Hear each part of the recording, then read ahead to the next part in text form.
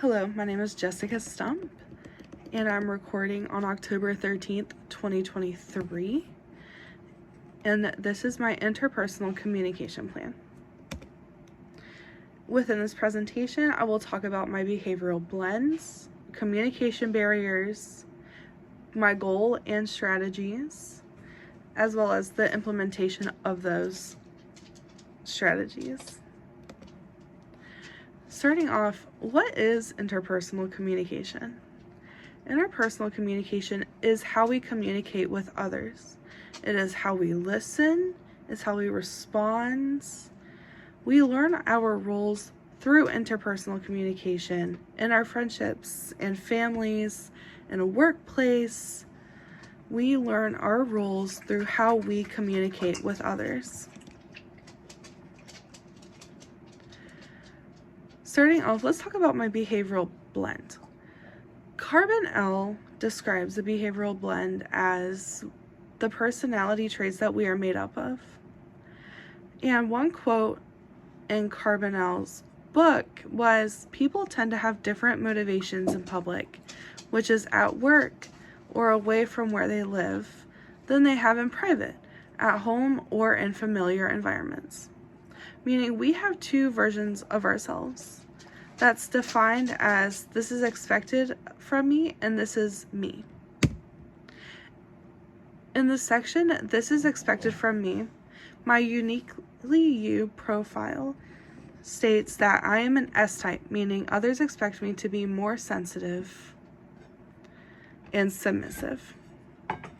And I do feel like that describes me pretty accurately because I do feel like I should serve humanity and do as I'm told. I think others want me to be pleasing and easygoing.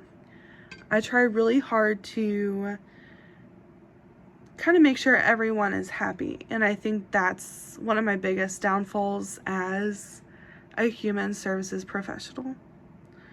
I relate to graph one because the description really does accurately describe my life. I work 24/7 for a nonprofit with little pay because I am passionate about helping others. I struggle with feelings of worthlessness because I cannot please everyone. What is expected from me does affect my communication because I'm constantly trying to make everyone happy. I am also in the therapist role for all of my friends and family members because boundaries are really difficult for me to establish. I'm afraid of hurting others or letting them down. So, in the public eye, I am definitely an S-type. In the this is me category, according to Uniquely You, I am a high ISC, which means I'm more passive than active. I am outgoing, but I'm reserved. I have strong people skills. I like to influence and interact with people, and I can be the life of the party. But I can also be withdrawn and have a critical attitude. But I do prefer peace and harmony. I do feel like this is still an accurate description of who I am. I am a perfectionist, which gives me that critical attitude. Everything I do just is not good enough, and I like to continue to push myself, which causes burnout, which is why I really struggle in school, with my job, with paperwork, or sometimes when I work with a survivor of sexual assault, I think back on what I could have said during my interactions with them. I feel like graph 2, this is me, is spot on with my emotions. Carbonell said that as a high ISC, my emotions tend to go up and down. Some days I'm really happy, other days I'm really sad. And one of the biggest things is I am a fixer, which is why I work in human services in the first place. But I'm trying to pull away from that mindset because I don't want to try to fix people's problems. I want to help them fix their own problems. Communication barriers. Peterson discussed 10 communication traps. Ritual listening, which is we act as if we are listening, but we are really waiting for the other person to stop talking. Perry Mason's, where we describe statements or accusations with question marks. Why? We ask questions with an accusatory tone when we use why questions.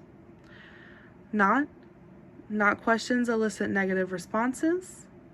I understand. When we say understand, we are talking, not listening. Asking for one-word answers. We ask questions that can be answered with one-worded responses, which means our conversation is shut down as soon as that question is answered. Yes, but this actually means no.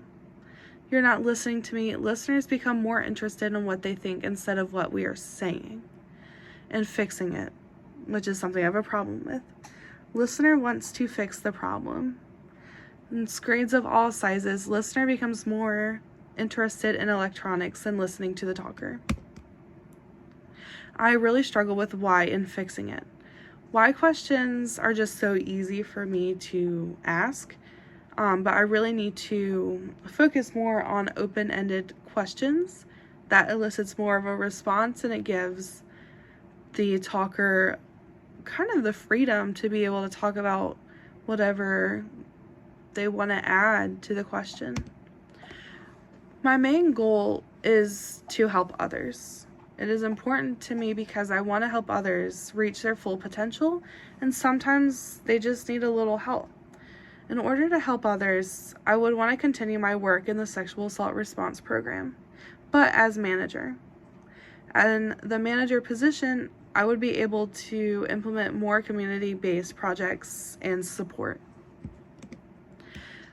In order to become manager, I would have to continue to improve my interpersonal communication skills.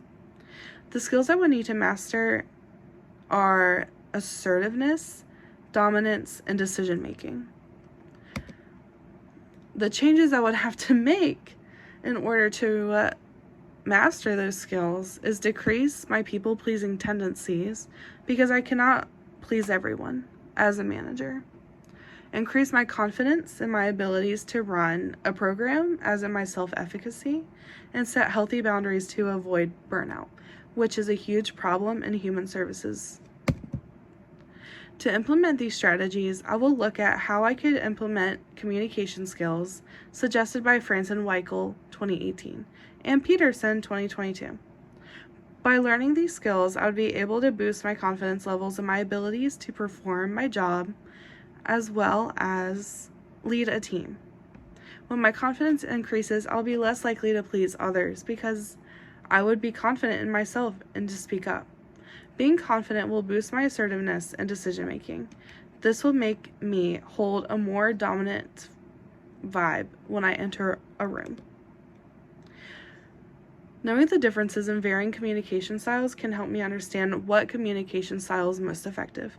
In my experience, reflective communication style is one of the most effective. Repeating back what someone is saying can show that you are listening, and adding little values that you can pull out can really show that you are absorbing all the information they're saying. In order to help others, I must take care of myself. I would set boundaries with my friends and family so my mental health has time to recharge. It will give me time to do self-care, which will decrease the problem of burnout.